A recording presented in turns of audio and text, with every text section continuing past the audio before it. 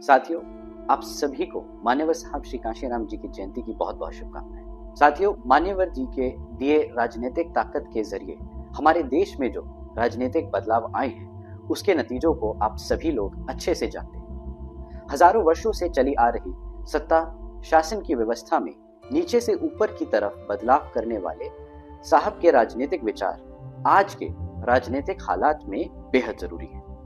जब देश की सत्ता केवल दो दलों के बीच बांटने की कोशिश की जा रही है, तो मान्यवर जी के विचारों पर चलने वाले हम सभी अनुयायियों के लिए बहुत जरूरी है कि हम बहुत मजबूती से हम बहुजन समाज के मूल्य सिद्धांतों के साथ खड़े रहें। मैं आप सभी से निवेदन करूंगा कि अक्टूबर 2000 में नागपुर में मान्यवर जी ने अपने कैडर में जो भाषण दिया था उसे जरूर सुने और उसे अन्य साथियों को भेजें और सुनने को कहें। साहब ने अपने भाषण में बहुत साफ साफ कहा है कि वो कांग्रेस और भारतीय जनता पार्टी जैसे दलों के पीछे पीछे चलकर दलित, शोषित, वंचित समाज के लिए राजनीतिक सत्ता पाना नहीं चाहते हैं, बल्कि वो इस ऊपर से नीचे चलने वाली सामाजिक व्यवस्थाओं को बदलने वाले हैं। और साथियों, साहब ने बदल दिखाया। जब 1995 में आदरणीय बहन जी के नेतृत्व में बीएसपी की पहली बार सरकार बनी, तब बहन जी ने अपने कार्यकाल में 50% अनुसूचित जातियों की आबादी वाले 11,524 अंबेडकर गांवों का निर्माण किया, 4 यूनिवर्सिटीज का निर्माण किया और अनुसूचित समाज से आने वाले भूमिहीन साथियों को 7 लाख एकड़ जमीन बांटी। बीजेपी का इस्तेमाल कर 6 महीने में सत्ता चलाने के बाद हमने गठबंधन तोड़ दिया।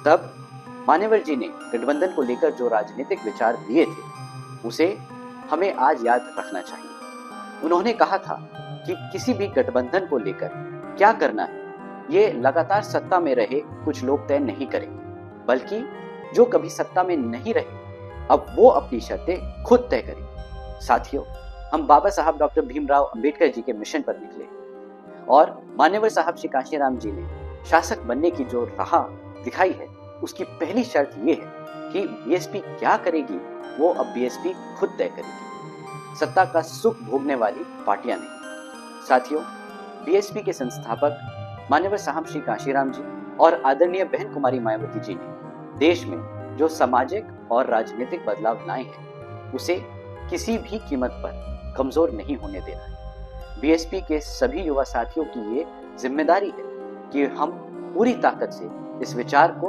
और मजबूत करें। मान्यवर साहब के इस भाषण को सुने और संकल्प लें कि राजनीतिक हालातों से घबराकर सत्ता पाने की अपनी शर्तों से समझौता नहीं करेंगे। जय भीम, जय भारत, जय मान्यवर साहब कांशीराम जी। हमने अपना एजेंडा जो बनाया तो उसमें पहले लोगों से मैंने तैयार किया, थोड़ा थोड़ा चंदा इकट्ठा करके 12,000 में एक मीटिंग खरीदी, 52,000 में, 1 लाख में, ऐसा करके जल्दी जल्दी हमने 42 लाख रुपया इकट्ठा करके 89 में 2 एमपी और 15 एमएलए बनाए। तो मैं क्यों कहता हूं कि आप लोगों का एजेंडा देखकर मुझे लगता है कि आप इस लहर को हो शक्त नहीं, लहर को काउंटर कर नहीं सकते हैं।